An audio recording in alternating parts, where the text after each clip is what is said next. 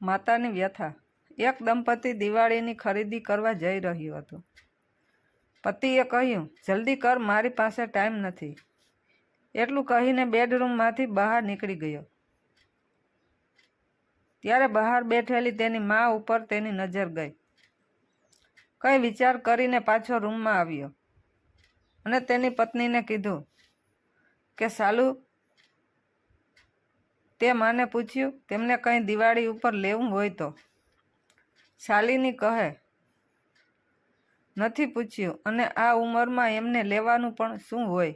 2 time ખાવાનું અને 2 જોડી કપડાં મળે એટલે બહુ થઈ ગયું। એ વાત નથી સાલુ, માં પહેલી વાર દિવાળી ઉપર આપણા ઘરે આવી છે। નહીં તો દરેક વખતે ગામમાં જ નાના ભાઈ પાસે હોય છે। અરે એટલો બધો પ્રેમ માં ઉપર ઉભરાય છે તો ખુદ જઈને પૂછી લો। આટલું કહીને શાલિની ખંભે બેગ લગાવીને બહાર નીકળી ગઈ। સૂરજ માની પાસે જઈને કહ્યું કે માં, અમે દિવાળીની ખરીદી કરવા જઈએ છીએ, તારે કંઈ મંગાવવું છે? માં કહે, મારે કંઈ નથી જોઈતું બેટા, વિચારી લો માં, અગર કંઈ લેવું હોય તો કહી દેજો। સૂરજે બહુ જોર દઈને કીધું। એટલે માં કહે, ઊભો રહે બેટા, હું લખીને આપું છું, તને ખરીદીમાં ભૂલી ન જાવ એટલે એટલું કહીને માં અંદર ગઈ। થોડી વાર પછી આવી લિસ્ટ સૂરજને આપી દીધું। સૂરજે ગાડીમાં બેસતા બેસતા કહ્યું, જોયું સાલું, માને પણ કંઈ લેવું હતું પણ કહેતી નહોતી, મેં જોર દીધું, પછી લિસ્ટ બનાવીને આપ્યું। માણસને રોટી કપડાં સિવાય બીજી કોઈ ચીજની પણ જરૂર હોય છે।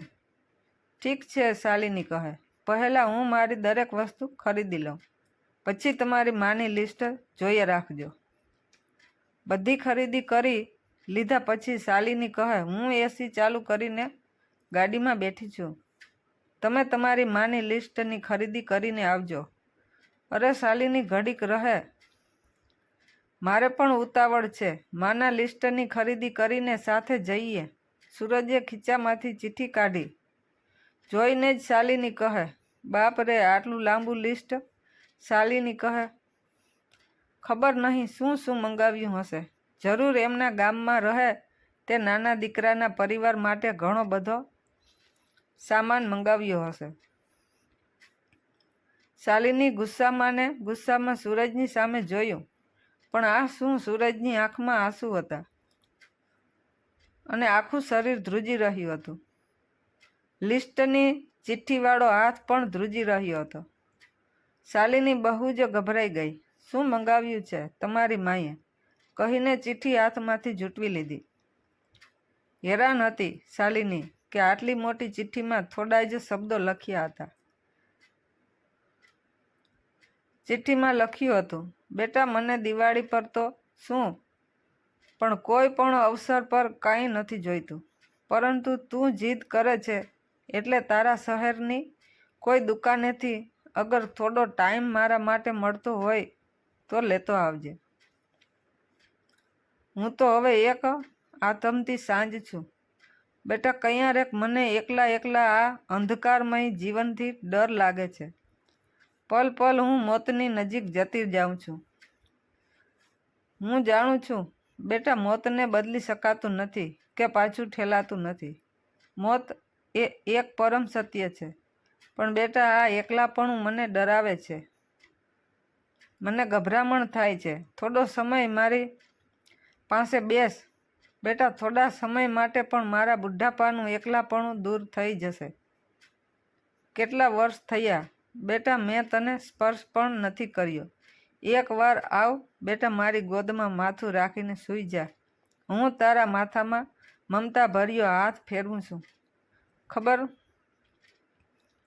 બેટા, હું આવતી દિવાળી સુધી રહું કે ન રહું?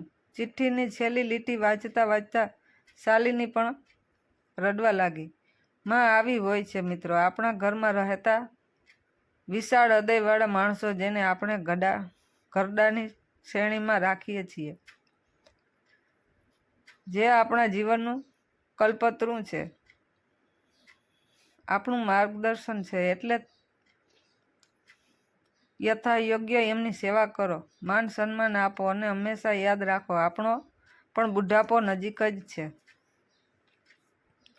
એની તૈયારી આજથી જ કરી દો. આપણા કરેલા સારા ખરાબ કામ ગમે ત્યારે આપણી પાસે જ પાછા આવે છે. માને સમર્પિત.